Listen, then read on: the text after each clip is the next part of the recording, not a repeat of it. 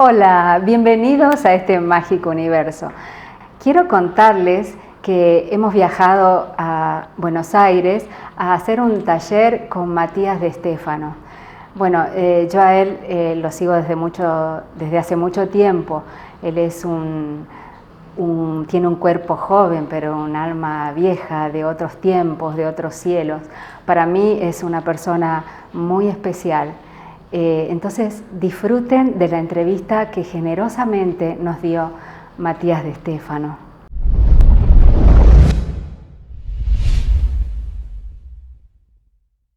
Bueno, hoy nos honra con su presencia Matías de Stefano. Él es un joven índigo que yo sigo desde sus principios. En aquel 11-11 en Capilla del Monte, que bueno, fue un encuentro de almas mágico realmente. Y bueno, después también estuve con él en Capilla del Monte, además de Capilla del Monte, en Córdoba, en Tandil, en Venado Tuerto. Y el último broche de oro fue en Egipto el día 999, donde fuimos 99 personas con este ser maravilloso que, bueno, como mucha gente todavía no lo conoce, yo quiero que entiendan por qué es tanta la gente que resuena con el mensaje de Matías. Así que, bueno, Matías, bienvenido, y me encantaría que le cuentes a la gente quién es Matías de Stefano y cuál es tu misión en este juego de la vida. Bueno, gracias por la entrevista. Y bueno, personalmente soy un niño grande ya, que en realidad desde siempre, desde que era niño, tuve la oportunidad de ver la realidad de una forma muy diferente, de entender el mundo de una forma muy diferente. Y pude, a partir de eso, explicarle a los otros, en una primera instancia a mis amigos en el colegio, en el barrio, cómo funcionaba la realidad, las cosas que veía, las cosas que interpretaba del mundo. Y durante toda mi infancia fui creciendo en un hogar donde nunca me detuvieron lo que sentía, lo que me pasaba, me dejaron ser, porque eran agnósticos. O sea, pero agnósticos no desde el rechazar todo lo que no entendían, sino desde el interesados por saber cosas que no entendían, ¿no? Entonces, mi abuelo era agnóstico, en mi familia no se hablaba ni de religión, ni de espiritualidad, ni nada, ni siquiera de ciencia, era todo muy neutro. Y eso me ayudó mucho a poder explicar neutramente las cosas que me pasaban, ¿no? sin juicio. Entonces, bueno, desde toda mi infancia fui construyendo una personalidad en la cual fui trayendo de mis memorias, de mi conocimiento interno, muchas de las cosas que con el tiempo pude empezar a explicar a más personas, y que a muchas personas les empezaron a hacer sentido, porque todo lo que explicaba lo hacía desde la neutralidad y no desde o la luz, o la oscuridad, o la ciencia, o la religión, no desde lo dual, sino desde tratar de encontrar una respuesta media a todas las cosas que sucedían en la realidad. Claro, es difícil entender, o cómo hacían para entenderte cuando vos decías que recordabas otras vidas, ¿no? Sí, yo lo hablaba con naturalidad, no le decía otras vidas, obviamente. Hablaba de cuando estuve en tal país, antes de llegar acá, me encargaron de hacer esto y ahora no sé cómo lo voy a hacer. Lo hablaba con una naturalidad de que para mí había sido todo la misma vida. Entonces, bueno, todos pensaban que tenía una gran capacidad imaginativa, ¿no? Como niño, era, no sé, me decían, si inventa historias muy buenas, sí. Me decían, ¿no? Y todos los chicos me seguían el ritmo, si hacía un juego o algo que recordaba y se los contaba, todos me escuchaban, todos estaban calmos cuando yo estaba ahí. Entonces era como que todos estaban atentos, todos querían que yo esté en su casa porque les calmaba los locos de los vecinos.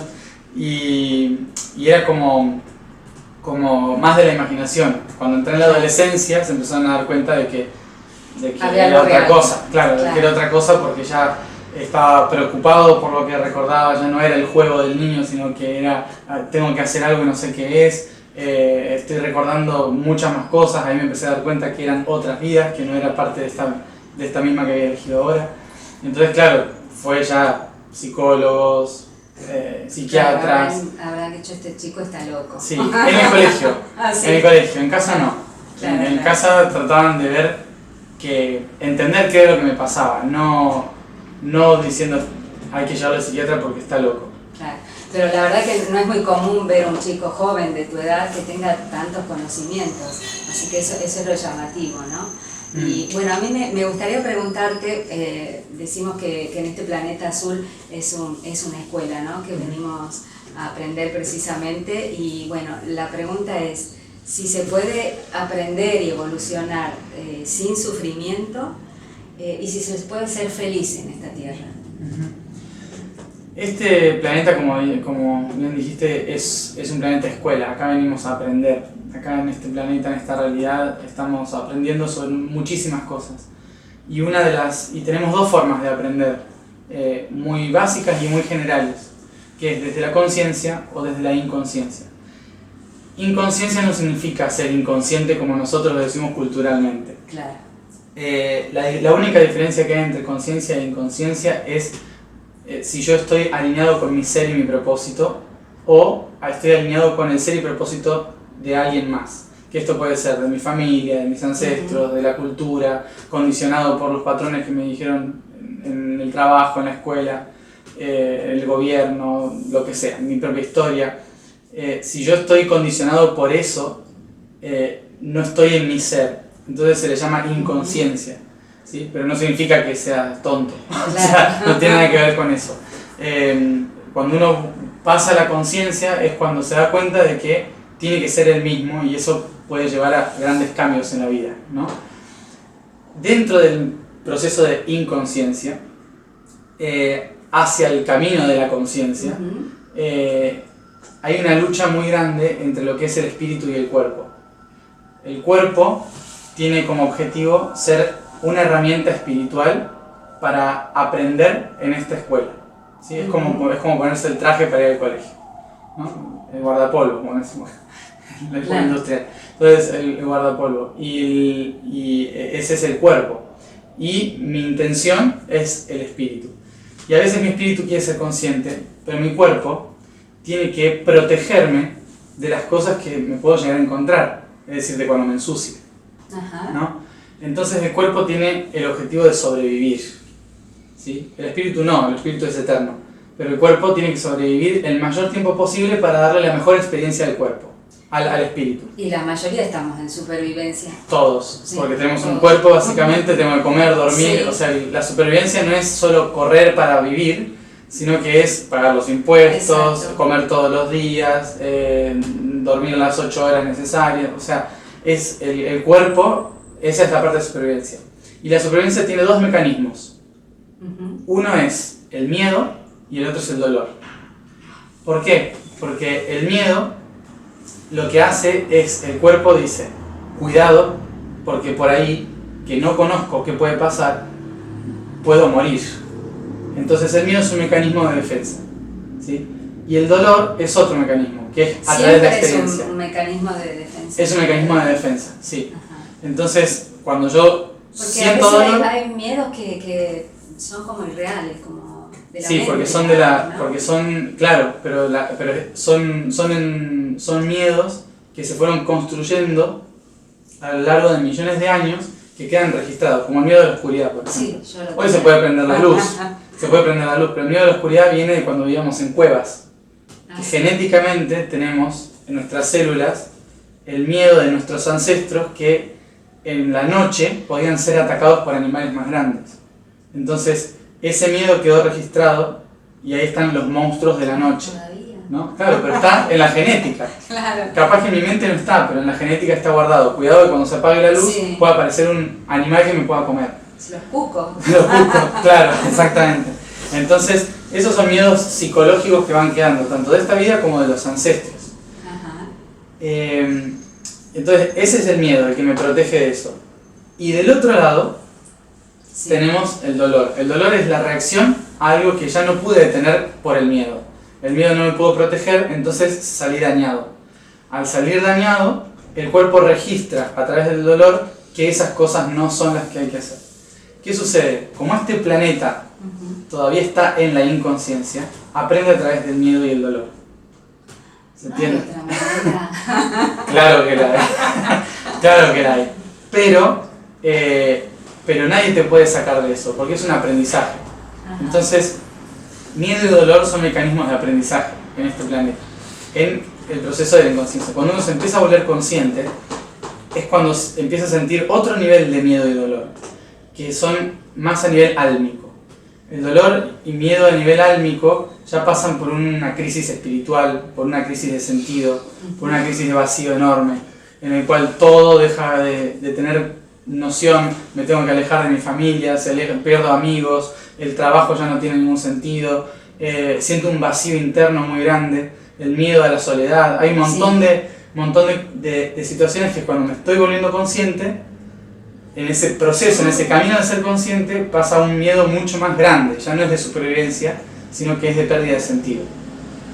Que eso es lo que estamos también pasando ahora, la pérdida de sentido global, ¿no? Entonces se siente el vacío, el estrés, el cansancio, la depresión, son todos mecanismos del alma tratando de sobrevivir, pero no sabe a qué, ¿no? Porque el alma no tiene por qué sobrevivir, entonces no entiende esto.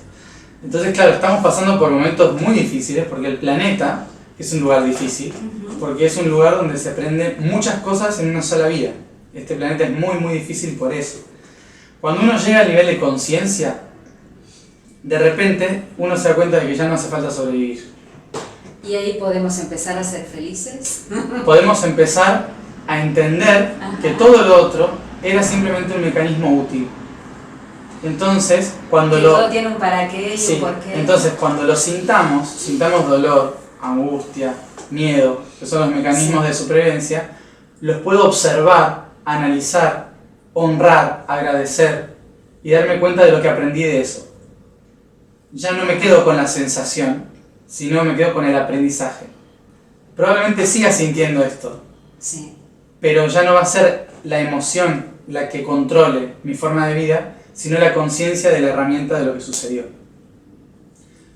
Claro. Para poner un ejemplo, en mi infancia, por ejemplo, mi padre me puede haber pegado, ¿no? Entonces en mi registro genético me quedó que los hombres me pueden pegar. Que son violentos. Que son violentos. Pero como era mi padre, me protegía de algo que yo no entendía qué era. Entonces, en mi vida, inconscientemente, voy a buscar hombres que me peguen para sentirme cuidada. ¿Sí? Por ejemplo. ¿Así funciona? Inconscientemente funciona así. Cuando yo vuelvo a tener conciencia, porque es lo que dicen, ¿por qué siempre me encuentro con alguien así? ¿No? ¿Por qué siempre me pasa lo mismo? Si siempre pasa lo mismo, el problema no son los otros, soy yo.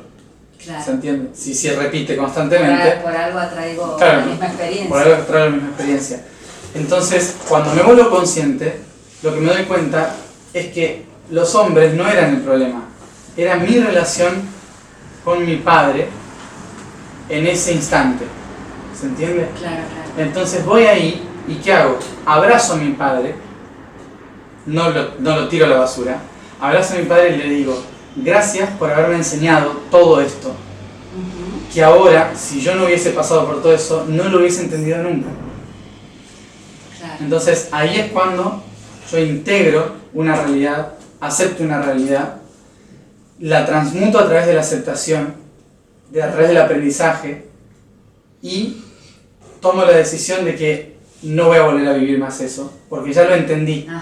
¿Se entiende? Entonces el proceso de conciencia no es solo no sufrir más y ser feliz, sino que implica ser consciente de por qué pasan las cosas. Porque la felicidad no es un estado eterno, porque el universo no funciona por quedarse en un alto grado, funciona por ondas de frecuencia, igual que el ADN. A eso me encantaría que me expliques. Dice que para entender el universo se habla de sonido, frecuencia y vibración. ¿Qué significa eso y cómo lo relacionas vos con las activaciones que haces? Bueno, comentame eso un poquito. Lo que es frecuencia lo que es frecuencia son las ondas vibracionales que hacen que todo exista. Es decir, los átomos que componen nuestro cuerpo están conectados por campos electromagnéticos que están vibrando constantemente, ¿sí?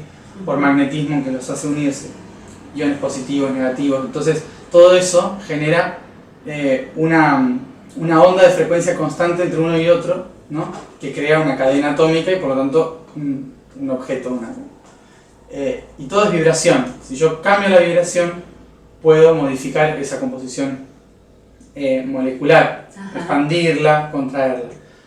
Cuando hay una vibración muy grave, la onda de frecuencia se densifica. ¿Esto qué hace? Que se produzca una lentitud, una traba y por lo tanto dolor, angustia y demás. Cuando la onda de frecuencia sube, ¿sí? Es decir, que viene así, así, sí. se alteran, se separan y por lo tanto hay distensión, relajación y felicidad. Ay, qué hermoso. ¿Sí? ¿Y cómo hacemos nosotros para elevar esa frecuencia? Se puede elevar, pero saber que va a volver otra vez a ser densa. O sea, eso es lo que tiene. Es eterno el trabajo. Sí, porque la felicidad es solo el estado en que la onda de frecuencia se eleva. Pero ¿qué pasa cuando se eleva? Miren el mar. O sea, el mar tiene olas que funcionan exactamente igual que el tiempo y el espacio, las ondas de frecuencia. Cuando más alto estamos, que es la felicidad, es cuando va a romper la ola. Claro. ¿Entiendes? Entonces, en ese momento podemos volver a caer otra vez. Entonces, no siempre estar en el estado de felicidad implica que vayas a estar feliz, sino que el máximo estado de felicidad inevitablemente necesita caer para seguir manteniendo el ritmo de la onda de frecuencia, ¿sí? Por eso lo que hay que encontrar no es el estado de felicidad, es el estado de armonía. El estado de armonía es totalmente diferente, no es felicidad ni depresión, es armonía, está en el centro, ¿sí? Por eso se busca la neutralidad. No podemos negar la parte negativa porque es la que nos enseña, y una vez que aprendimos somos felices. Pero siempre viene otro aprendizaje. Entonces es una y otra vez, es una onda de frecuencia constante, ¿sí? La vida en general no tiene el objetivo de ser feliz, tiene el objetivo de aprender de sí mismo. Entonces, eternamente en diferentes estados de conciencia, ¿no? Siendo piedra, siendo mineral, siendo planta, siendo animal, siendo planeta incluso, ¿no? O sea, hay muchas formas de experimentar esas ondas de frecuencia. Entonces, como todo el universo está conectado a partir del sonido de esa onda de frecuencia, nosotros podemos ingresar en esa corriente de conciencia a partir del canto, de la música, de la danza, de todo lo que tenga que ver con el movimiento y el sonido, las ondas de frecuencia. Claro. ¿Sí? Entonces, de eso se tratan las activaciones, ¿sí? Sí, de eso se trata parte de mi trabajo.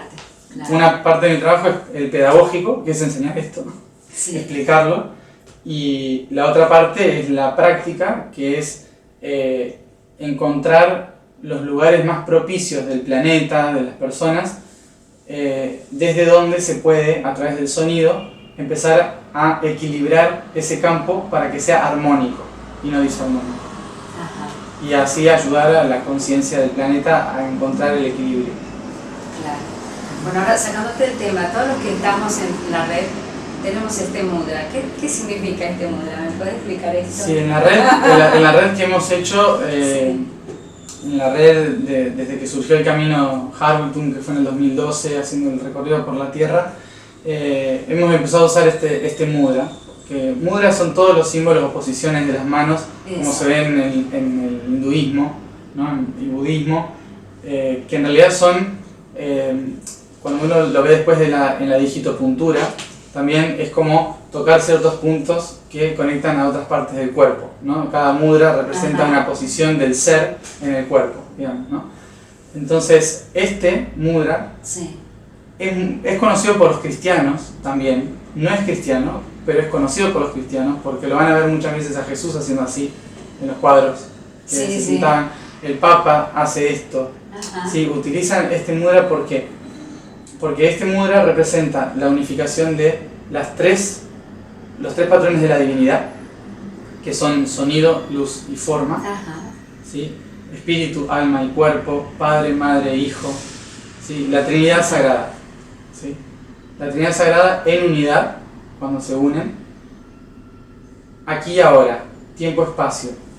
Aquí y ahora, tiempo-espacio, en unidad. Unidos. Entonces se llama el mantra de unidos. ¿Sí? El mudra de unidos. ¿Sí? Porque todo está unido. Hay muchas personas que hoy para hablar de paz utilizan totalmente lo opuesto a este que es este. O sea, no apretando los dedos, tiene que ser así. Unidos la yema de los dedos, así. Esto es un mudra para meditar o mover la energía desde la unidad y desde el equilibrio y la armonía. Este es un símbolo de opresión. O sea, no... muy bien. ¿Sí? No. Nosotros lo empezamos a usar por los Beatles, en realidad. Se llevaban paz y amor, pero es un símbolo británico que se usó en la Guerra de los 100 años contra Francia y que era un símbolo en realidad de jodete, significa en realidad. O sea, de victoria, pero victoria porque ellos ganaron con arco y flecha. Entonces cuando tiraban la flecha y mataban... Separación, claro. ¿Sí? Es la opresión y la muerte sobre el otro. Claro. Bueno, ahora yo te quiero hacer una preguntita que para mí es existencial. Quiero saber si para vos existe el libre albedrío o existe el destino. Existen las dos, pero el libre albedrío acá no existe. Este justamente no es el plano del libre albedrío. El libre albedrío es una condición de eterno presente, ¿sí? Mientras que el ¿cómo se dice? El eterno presente está en las dimensiones, nosotros acá lo llamamos superiores, novena, octava, séptima dimensión. En esas dimensiones está el libre albedrío. Nosotros estamos en la tercera dimensión y hasta la sexta dimensión no existe el libre albedrío, existen los patrones. Los patrones nosotros lo llamamos destino, muy humanamente dicho, ¿no? El destino, ¿qué es? Que cuando yo estoy en un punto, ¿sí? Y como el universo es circular, cuando estoy en un punto, inevitablemente al moverme hacia ese punto estoy creando el opuesto. Y como estoy creando el opuesto, para poder complementar las partes, sí o sí tengo que irme al otro extremo para poder unir ese otro aspecto del ser. ¿Sí? Entonces, esa unión de las diferentes partes, de las dos partes del ser, se llama destino, que es, si me muevo para un punto, inevitablemente tengo que unir el opuesto. ¿Sí? Ese es el destino. O sea, tengo que pasar por todo un camino para poder unir la polaridad que creé en ese camino. ¿Sí? Ese es el destino. El libre albedrío está en decidir hacer ese camino. ¿Sí? Cuando yo estoy en el centro... Sí tenemos un libre albedrío. Sí, pero no como humanos. Porque si no seríamos marionetas, no me gusta esa idea. No, sí, es algo totalmente discutible desde diferentes puntos de vista. El tema es qué considera uno libre albedrío, ¿no? El libre albedrío, ¿qué es? ¿Yo puedo elegir algo? Sí, puedo elegir cosas, pero estoy totalmente condicionado por mi percepción, preconcepto de lo que son esas cosas que quiero, ¿sí? Mi genética, que son los condicionamientos de mis ancestros. O sea, yo, como explicaba el otro día, la forma en que yo me estoy expresando cuando hablo así, son los italianos del sur de Italia hablando con las manos. ¿Sí? Entonces tengo un condicionamiento, un condicionamiento en mi forma de comunicar, ¿no? Entonces, ya ahí estoy condicionado absolutamente, ¿no?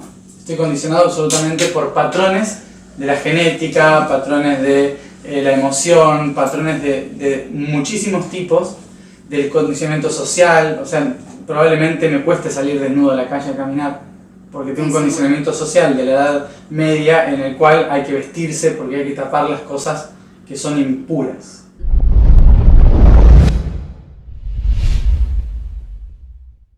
Bueno, quiero agradecer profundamente a Matías porque, bueno, cada vez que él hace un encuentro, es un encuentro de almas afines, que vibramos en la misma frecuencia y que queremos un mundo mejor. Si es que es la primera vez que escuchás a Matías de Stefano, te invito a que nos sigan en nuestra página, que yo voy a estar compartiendo sus videos y sus enseñanzas. Realmente es un deleite para el alma. Muchas gracias por estar.